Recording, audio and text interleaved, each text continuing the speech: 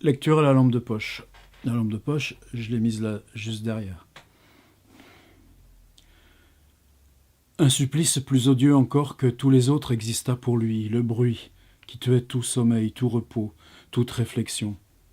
Par un phénomène acoustique dont il eut dès le premier jour la perception, les chocs et les paroles venaient retentir à la voûte de sa casemate.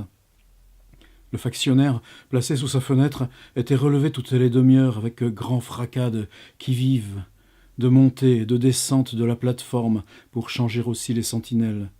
Toute la nuit, c'était des rondes d'officiers, de sous-officiers, des patrouilles, des cris faisant sursauter Blanqui, endormi près de la fenêtre ouverte. Il note qu'à chaque changement de garnison, la première nuit était calme, que le lendemain seulement, après les instructions données, les hurlements éclataient avec toute la vigueur de poitrine neuve. Il ajoute « Le vacarme de jour était pire encore que le vacarme de nuit ». La cantinière, douée d'une voix formidable et de prétentions musicales plus formidables encore, poussait du matin au soir des chants aigus qui perçaient les murs de granit. Le fort retentissait de ses notes furibondes. Ces deux enfants luttaient à l'envi de beuglement avec leur mère. Le mari, portier consigne et geôlier de mélodrame, façon Pixérécourt, faisait chorus d'une voix fausse. Les soldats joignaient à ce concert de 4 ou 5 chansons, celui de 4 ou 5 chansons simultanées. Les deux moutards, quand la voix leur manquait, cognaient à tour de bras avec des triques sur les tables et les portes. Cet épouvantable charivari venait s'engouffrer dans la casemate, et le pauvre embastillé passait des heures entières, les doigts enfoncés dans ses oreilles pour échapper à la folie et à une fièvre cérébrale. Il avait enfin fait venir de la cire pour se boucher les oreilles, espérant ainsi se soustraire au supplice, mais au bout de 3 jours, les conduits auditifs s'étaient enflammés et il a dû subir le vacarme. Le dialogue suivant s'échange entre lui et le commandant du fort. « Vous m'avez enfermé dans un tombeau. Vous me devez au moins la paix du tombeau. Je ne puis empêcher de chanter des gens qui s'ennuient. Mais dans aucune prison de pareil scandale ne serait toléré. Le silence règne dans les maisons d'arrêt, dans les maisons centrales, partout où il y a des détenus. Il devrait régner aussi dans votre Bastille. Ceci n'est ni une Bastille ni une prison, c'est une caserne. Une caserne, mais une caserne ne renferme pas de prisonniers politiques, des masques de fer auxquels il est interdit de dire un seul mot à qui que ce soit. J'en suis là, moi. Il m'est défendu d'adresser la parole à personne, et il est plus sévèrement encore défendu de me parler. Oui, vous êtes une manière de masque de fer. Certes, et je n'habite pas une caserne. La cour et les corridors d'une caserne ne sont pas encombrés toute la nuit de rondes, de patrouilles, de factionnaires hurlant des qui-vive à se briser les poumons. On y dort en paix. Votre prétendue caserne est un fort de Fenestrelle, une Bastille de Louis XIV, premier échantillon du retour à l'Ancien Régime. Cette Bastille est une violation de toutes les lois. Elle n'est soumise à aucun règlement. C'est l'arbitraire de la vieille monarchie. On m'y a introduit clandestinement, au milieu d'une nuit noire. Il ne s'y trouve pas de greffe. Je n'ai pas été écroué. Je n'ai pas aperçu depuis 8 mois l'ombre d'un magistrat, civil ou militaire. Je suis à la merci de violences sans responsabilité. Votre situation est bien simple. Vous êtes ici prisonnier de guerre. Je vous considère et traite comme tel. Quelle est cette décision? Prisonnier de guerre, moi? Pardon. Quelle est cette dérision? Prisonnier de guerre, moi? Je n'ai pas été pris en guerre. Je suis un condamné politique contumace. Et puis, où a-t-on vu qu'un prisonnier de guerre soit séquestré de jour et de nuit dans une casemate lambrissée de salpêtre, privé de toute communication au dehors, ne prenant l'air qu'entre 2 soldats, le sabre sur la poitrine?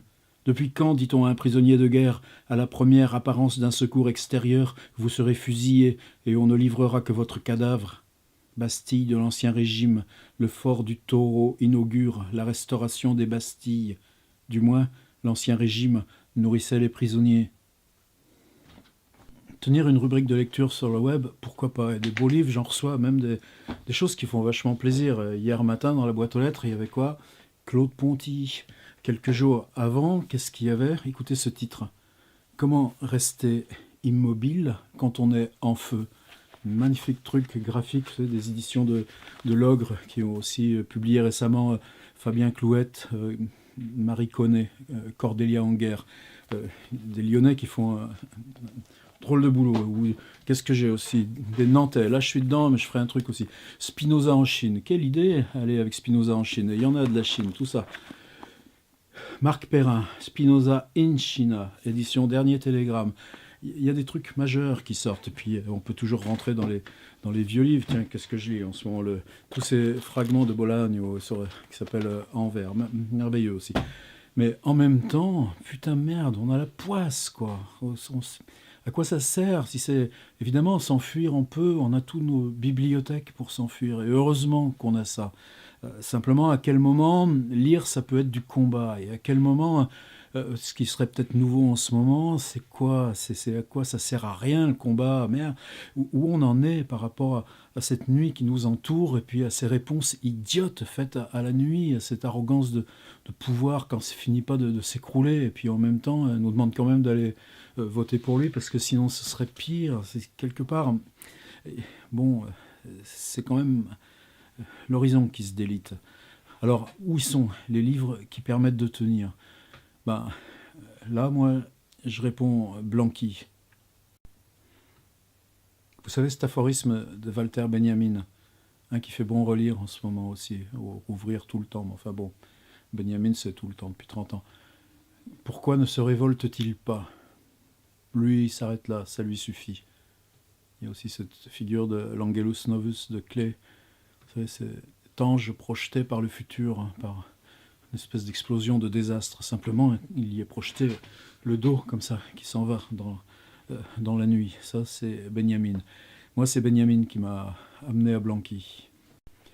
Dans les années 80, c'est un philosophe qui s'appelle Miguel Abanzour qui avait créé cette collection Futur antérieur.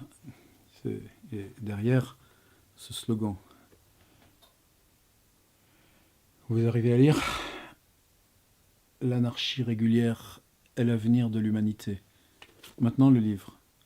Auguste Blanqui, Instruction pour une prise d'armes, l'éternité par les astres. L'éternité par les astres, c'est ça vers quoi Benjamin nous envoyait. Vous savez, le fort du Taureau, s'il y a des Bretons ou des gens qui aiment la Bretagne ici, vous savez, cette espèce de baie vers Morlaix, donc tout au bout, des coins les plus injoignables, puis cette espèce de construction ovale, minuscule, qui est en plein dans l'estuaire.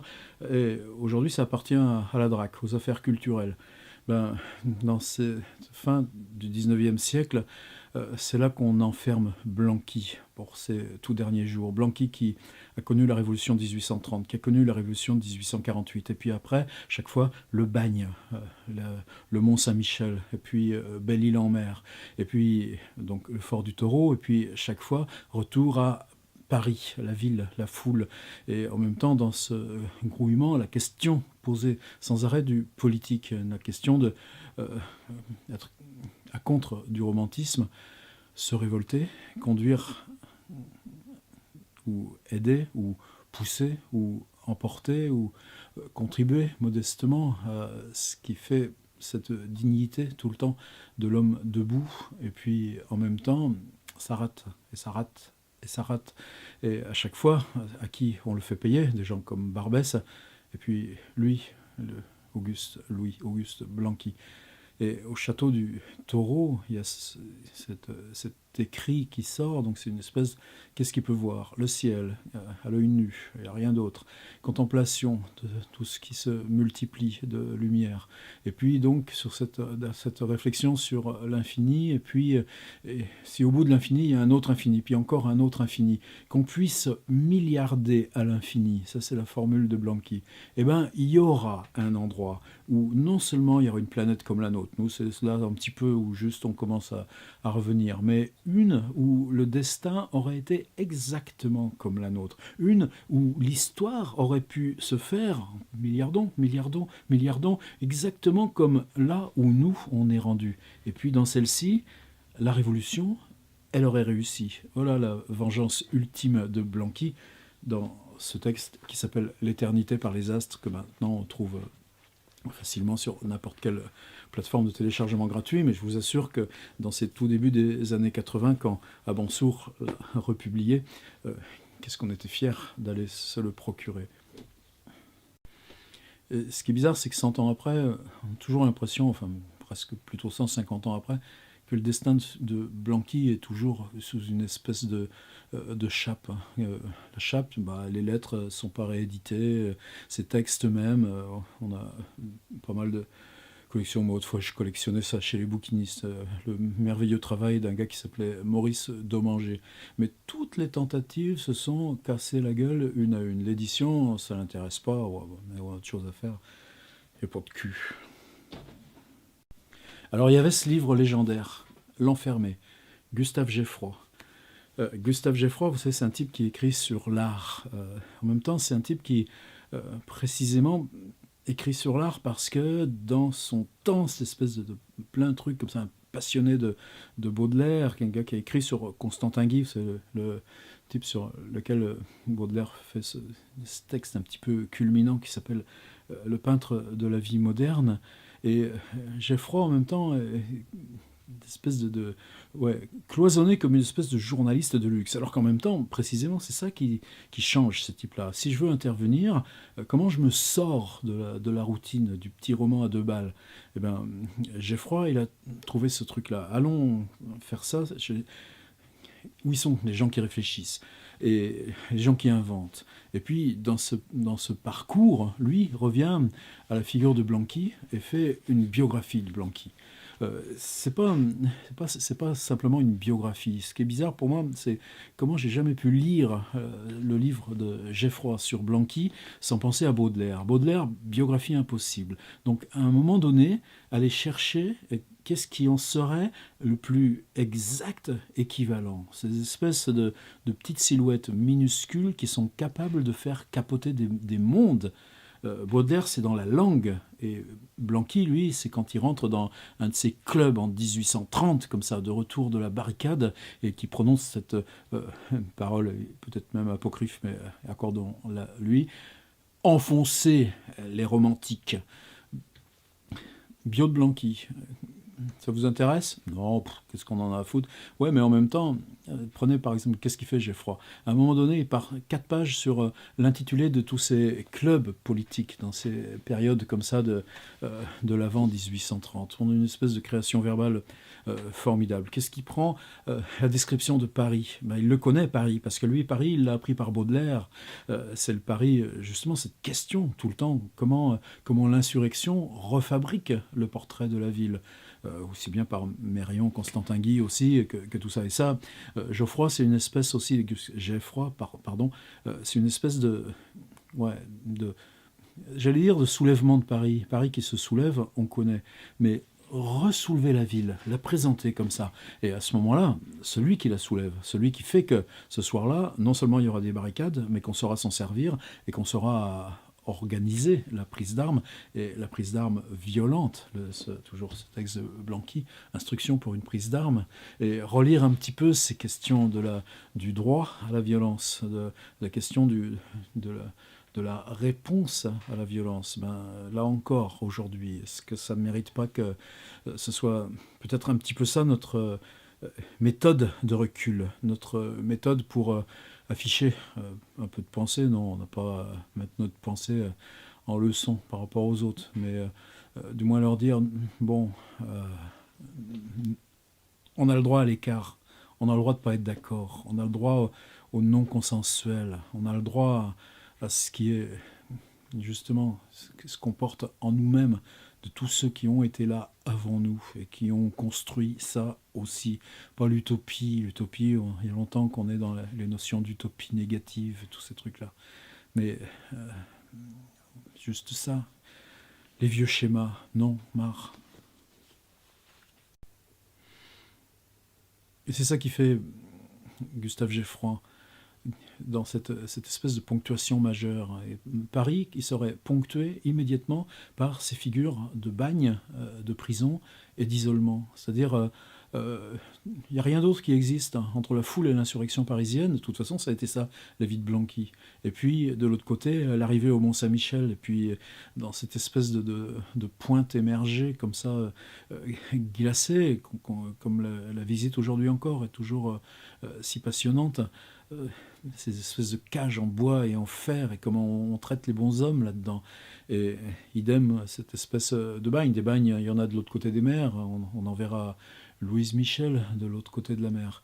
Mais quand on les met ensemble avec les Barbès et tout ça, à Belle-Île-en-Mer, on a la visite par Flaubert aussi, par les chants et par les grèves de ce bagne. C'est ça que se met à faire exister Gustave Geffroy.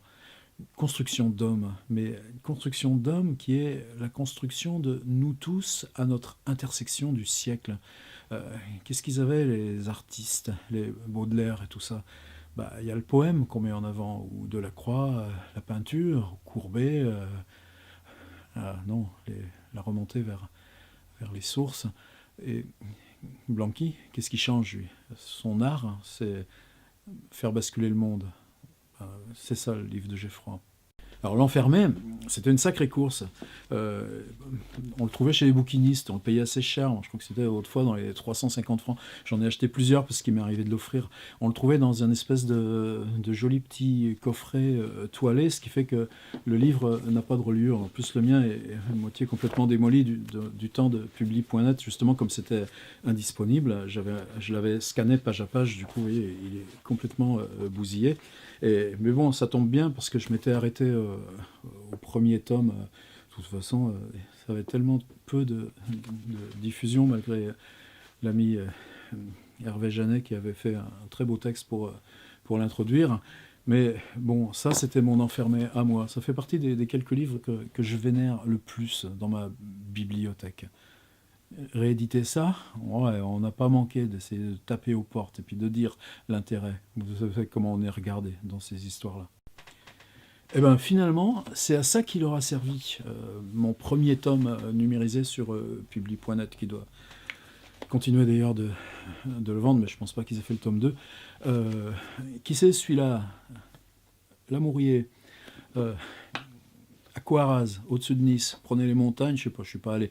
C'est un tout petit hameau, et puis ce type-là, qu'est-ce qu'il faisait dans la vie? Des accordéons diatoniques. Mais n'empêche que Lamourier, c'est une des plus belles maisons comme ça de poésie, de typo artisanal. Eh ben, Lamourier, ils en sont tombés amoureux de l'enfermé de Blanqui. Et voilà comment un livre essentiel de l'histoire de notre langue, un livre essentiel de notre histoire politique, mais un livre essentiel tout simplement de la littérature, parce que Geffroy, c'est pas rien. C'est-à-dire, si on fout Geffroy de côté, c'est à cause de Blanqui. Simplement, aujourd'hui, peut-être que là, encore plus, avec ce qui nous attend dans les semaines à venir, c'est ça dont on a besoin. C'est cette espèce de truc intérieur. Et c'est ça le génie de Geffroy. C'est pas aller raconter la révolte, c'est pas aller raconter les barricades, c'est raconter l'enfermé. C'est raconter l'image intérieure qu'on se fabrique dans l'échec d'avoir réussi à faire que le monde marche vers le mieux. Et le destin de Blanqui, ce qui est caricatural, c'est ça, c'est-à-dire qu'on lui fait payer toute une utopie négative. Encore non, je suis trop fatigué ce soir, je sais pas les mots qu'il faudrait. On fait payer à Blanqui non pas ce qu'il voulait que le monde devienne, on lui fait payer la tentative d'avoir poussé à ce que le monde enfin se remette sur le chemin de devenir. Donc c'est chez Lamourier. Il n'y a pas 2 tomes, il y en a un seul. Rien que ça, c'est gigantesque. Il y a pas loin de 600 pages, et ils ont tenu le prodige de fabriquer ça, de le diffuser pour 26 €. Je sais pas comment dire. À un moment donné, c'est pas que ce serait comme un devoir. Moi, ça fait 3-4 mois que le truc est là, et ma difficulté, c'est toujours ça. Quand je suis tellement habitué à ce truc, à aller chercher soit le tome 1, soit le tome 2 de la vieille édition, et puis basculer sur le nouveau. Mais les potes de Lamourier, je leur en suis reconnaissant, profondément reconnaissant. 2, quel boulot de typo, regardez ça, c'est-à-dire leur simple tradition, c'est des gens qui font de la poésie. Tout d'un coup, ils se mettent dans un énorme livre en prose, et ils le traitent comme tel, avec ce respect de la phrase et de la langue. Voilà, j'arrête là. J'avais juste ça à dire. Il y a plein de bouquins, et plein de bouquins. Allez lire Le Petit Claro, aller lire cette espèce d'énorme Spinoza en Chine là, de Marc Perrin, qui a ces espèces d'objets complètement incongrus là, qui nous débarquent comme ça. Mais pour ce qui nous arrive depuis 15 jours et pour les semaines qui se présentent, L'Enfermé, biographie de Blanqui, par Gustave Geffroy, chez Lamourier.